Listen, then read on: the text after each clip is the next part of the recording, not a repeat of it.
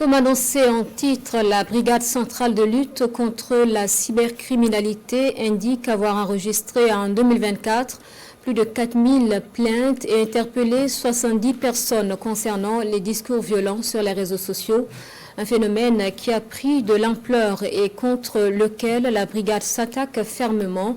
Elle veut renforcer ses actions de sensibilisation en 2025. Le point avec Daouda Ouattara et Karim Bichenga. 23 décembre 2024. La BCLCC, la Brigade centrale de lutte contre la cybercriminalité, présente 4 auteurs présumés de discours violents.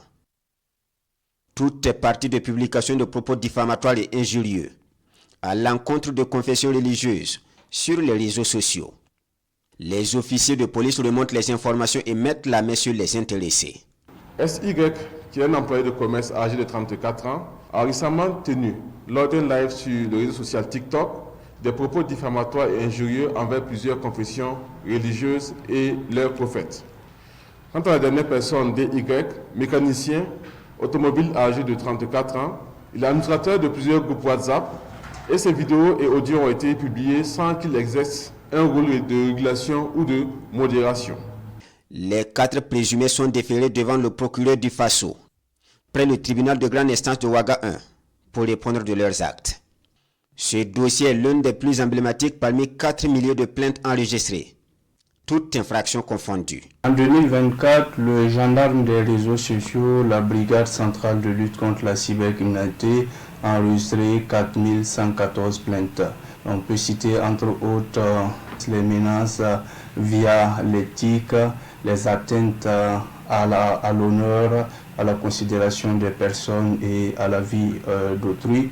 Et nous avions interpellé 76 personnes et 67 personnes ont été déférées devant le parquet. Ces chiffres traduisent une recrudescence de la cybercriminalité et particulièrement des discours violents sur les plateformes numériques.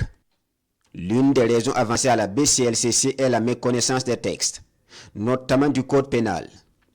Il punit les propos incitatifs à la haine, à la violence et à la discrimination au moyen des technologies de l'information et de la communication. Et lorsque vous tenez ce type de discours-là, c'est infractionnel et sachez tout simplement que vous serez identifié, interpellé, auditionné et déféré au parquet pour répondre de vos actes.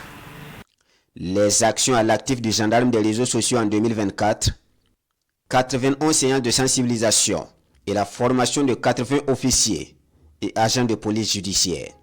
Il est également validé la stratégie nationale de lutte contre la cybercriminalité pour un cyberespace sécurisé et résilient d'ici à 2029.